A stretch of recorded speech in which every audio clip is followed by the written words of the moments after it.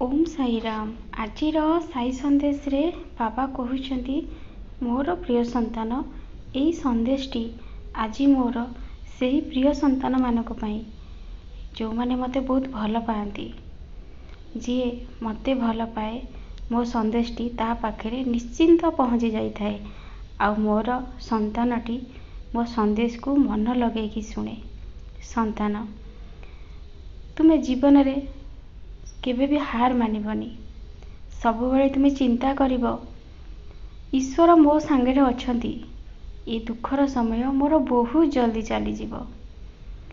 सब बेले विश्वास रखिबो। तुम्हें जेते बेले ईश्वर ऊपर भरोसा रखिकी कर्म करिबो ना तुम्हें निजे देखिबो सफलता बहुत जल्दी तुम पाखक आसीबो। तुमको किंतु जीवाको पड़िबनी। तुम्हें बहुत कष्ट करुछ, बहुत ईश्वर ऊपर भरोसा भी रखीच किंतु मनरे सब बेले संदेह मनोभाव आणुच। मन को सब बेले छोट करुछ जोथि पई कि जो कार्य तुमर हबा पई जाउछि ना से कार्य तुमर अधा रास्ता रे अटकी रही जाउछि।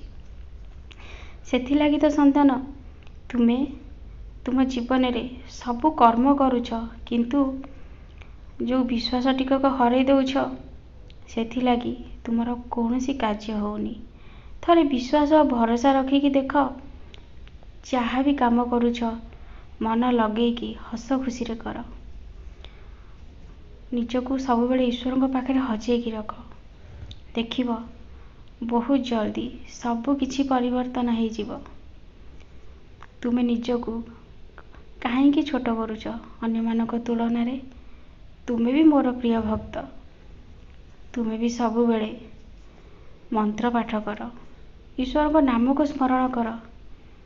तुम्हें निजे कह संतान जेते बेले तुम्हें सकाळु टिके गाधे की पूजा कर दउछ से दिन तुमको केते शांति लागुची। सेमिति तुम्हें जदी किछि समय बाहर करी ईश्वर को नाम को स्मरण करिवो ना तुम्हें निजे जानी परिबो सतरे ईश्वर अछंती।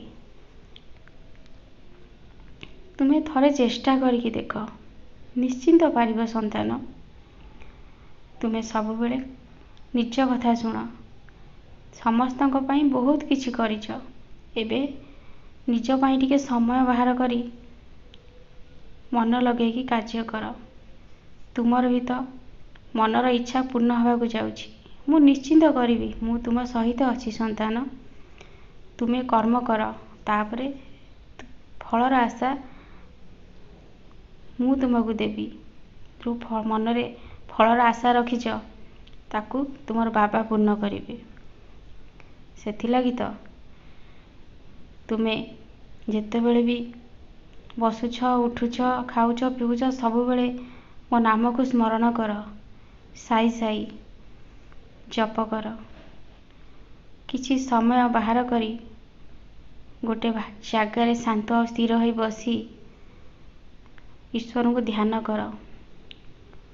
देखिबो सब किछि आपे ठीक हो जीवो। दुखर समय भी चली जीवो। केते बेले जे सुखर समय तुम पाखक पळे आसीबो तुम्हें भी जानी परिबनी। तुम्हें तो ईश्वर को भावना रे हजी जाइथिबो सेते बेले दुख आ सुख कोन सब तुम पई समान हो जीवो।